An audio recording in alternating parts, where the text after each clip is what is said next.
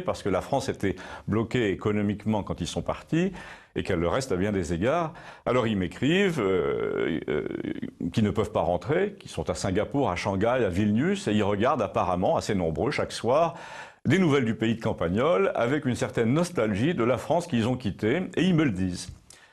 Donc nous sommes à la fois dans le local et dans l'international. Ils sont expatriés, ce qui veut dire que rien ne vaudra jamais complètement ce qu'ils ont laissé derrière.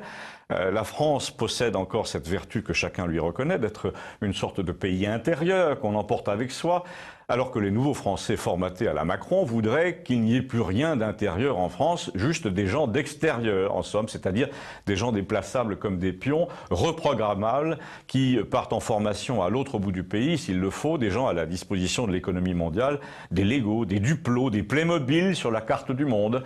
Mais je vais vous donner un autre exemple de quelqu'un qui est devenu un Playmobil malgré lui et qui touche cette chronique de très près.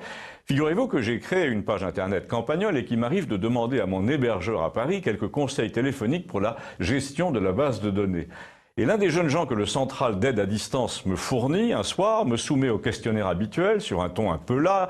Il faut dire qu'il est presque minuit. Quelle est votre adresse? Quel est votre email? Votre numéro client? Votre nom? Et là, soudain, le jeune homme réagit quand je lui dis mon nom. Il me dit comment? C'est vous le type qui parle de Campagnol? Eh bien oui, je lui dis, et alors il me répond, je vous suis tous les jours sur TVL, je vis à Buenos Aires, je travaille en duplex avec Paris pour 3 € de l'heure, parce que je ne trouvais pas de travail en France, c'est mieux que rien, mais j'ai envie de rentrer, et votre émission me donne le mal du pays. Donc ce type, réglez vos problèmes de site internet à travers l'Atlantique Sud. Et il vous disait qu'il vous enviait d'habiter dans un village français. Alors ceux qui se demandent ce que c'est que la patrie, ben je leur dis, généralement s'ils se le demandent c'est parce qu'ils n'en ont pas, je leur réponds, grâce à cet exemple, que la patrie est un esprit de famille qui ne disparaît jamais, sauf chez ceux qui n'ont pas eu de famille au départ ou qui l'ont renié. Cet esprit de famille n'est pas une terre de conquête, on ne peut pas l'acheter, le diviser, la diviser, le laminer, le raser comme si on envahissait une ville. Il survit à tous les désastres. Au nom des gens de Campagnol, je me permets d'ailleurs de vous inviter à employer ce terme d'esprit de famille plutôt que celui de patrie, patriotisme, qui sert un peu trop en ce moment et qui, lui, n'est pas assez intérieur.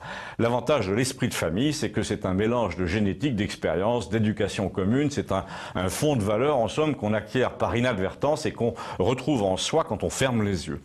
Alors que le patriotisme, c'est plutôt quand on les ouvre. Mais l'un n'exclut pas l'autre. Dites-moi en tout cas si vous voyez la différence entre esprit de famille et patriotisme. Merci.